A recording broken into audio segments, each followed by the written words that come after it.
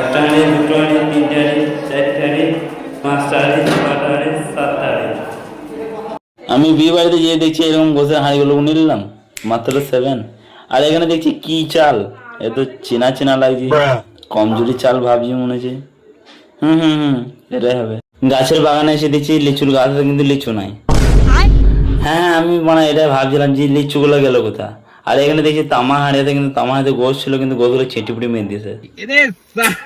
ও short.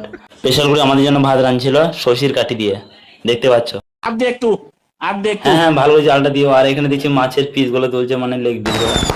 হ্যাঁ সাজি সাজি তুলছে। আর এখানে দেখছি স্পেশাল কি আইটেম রেখেছে। बातों ही बातों में औकात पूछ लेते हैं, बातों ही बातों में औकात पूछ लेते हैं, पूरा नाम क्या है बोल के लोग जात पूछ लेते हैं।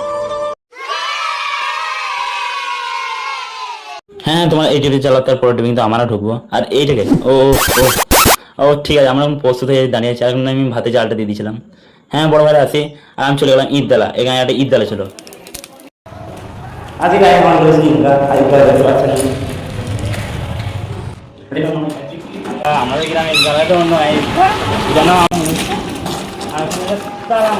কি করে যাবো আমরা।